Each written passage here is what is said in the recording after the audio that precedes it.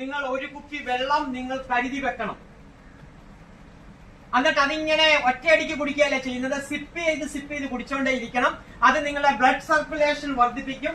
നിങ്ങളുടെ ബ്രെയിനിനകത്ത്, നിങ്ങളുടെ തലച്ചോറിനകത്തെ happy hormones ഉത്പാദിപ്പിക്കപ്പെടും. അതേപോലെ നിങ്ങളുടെ ശരീരത്തിന്റെ ക്ഷീണം ഇല്ലാതാക്കും, അലസത ഇല്ലാതാക്കും, മടി ഇല്ലാതാക്കും. ജസ്റ്റ് കുടിച്ചോണ്ടേ ഇരിക്കുക. പഠിച്ചോണ്ടിരിക്കുന്ന കൂട്ടത്തിൽ 2 സെക്കൻഡ് അങ്ങോട്ട് മാറി വെച്ചിട്ട് ജസ്റ്റ് കുടിക്കുക, എടുത്തു വെക്കുക, വീണ്ടും കുടിക്കുക, എടുത്തു വെക്കുക.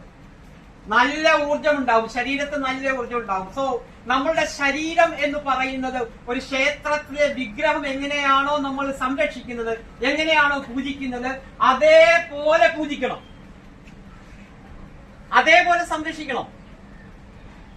അതിനാണ് ഈശ്വരൻ എല്ലാവിധമായ അനുഗ്രഹങ്ങളും ഇങ്ങോട്ട് തന്നിട്ടുള്ളത്. കൗണ്ട് യുവർ ബ്ലെസ്സിങ്സ് ഞാൻ പറഞ്ഞു. നമ്മളുടെ കണ്ണുകൾ ഈശ്വരൻ തന്ന ഏറ്റവും വലിയ, പ്രകൃതി തന്ന ഏറ്റവും വലിയ അനുഗ്രഹമാണ്. നമ്മളുടെ ചെവി, കേൾക്കാനുള്ള കഴിവ്, സംസാരിക്കാനുള്ള കഴിവ്, നടക്കാനുള്ള കഴിവ്, ഇരിക്കാനുള്ള കഴിവ്. ഇതൊന്നും കിട്ടാത്ത എത്രയോ കുഞ്ഞുങ്ങൾ ഈ ഭൂമിയിൽ നരക തുല്യമായ ജീവിതം നയിക്കുന്നു. എന്നിട്ടും അവരെന്താണ് ഫൈറ്റ് ചെയ്യുകയാണ്, ലൈഫിനോട് ഫൈറ്റ് ചെയ്യുകയാണ്. നിങ്ങൾക്കറിയാമോ, ഈ ഏറ്റവും വലിയ രോഗം, അതായത് ശരീരത്തിലെ അസ്ഥികൾ ഒടിഞ്ഞു നുറുങ്ങിപ്പോകുന്ന രോഗം ബാധിച്ച 9ാം ക്ലാസ്സിൽ പഠിക്കുന്ന ഒരു പെൺകുട്ടിയെ ഞാൻ ഈ അടുത്ത സമയത്ത് പരിചയപ്പെട്ടു.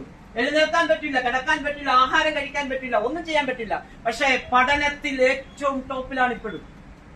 അമ്മ ഇങ്ങനെ തള്ളിക്കൊണ്ടുവരികയാണ്, ഒരു പ്രത്യേക രീതിയിലുള്ള ഒരു കസേര പോലെ ഒരു സാധനത്തിനകത്ത്, ഒരു വീൽ ചെയറിനകത്ത് ഇങ്ങനെ തള്ളി കയറ്റി വെച്ചിട്ട് കൊണ്ടുവരികയാണ്. അത് വെച്ച് നോക്കുമ്പോൾ നമ്മളുടെയൊക്കെ ലൈഫ്, നമ്മളുടെയൊക്കെ ജീവിതം എത്രയോ വലിയ അനുഗ്രഹമാണ് കിട്ടിയത്. അതുകൊണ്ടാണ് ഗ്രാറ്റിറ്റ്യൂഡ് ഉണ്ടാകണം എന്ന് പറയുന്നത്. അതുകൊണ്ടാണ് നന്ദി ഉണ്ടാകണം. ആ നന്ദി ഉണ്ടാകുമ്പോഴാണ് നമുക്ക് പഠിക്കാൻ തോന്നുന്നത്.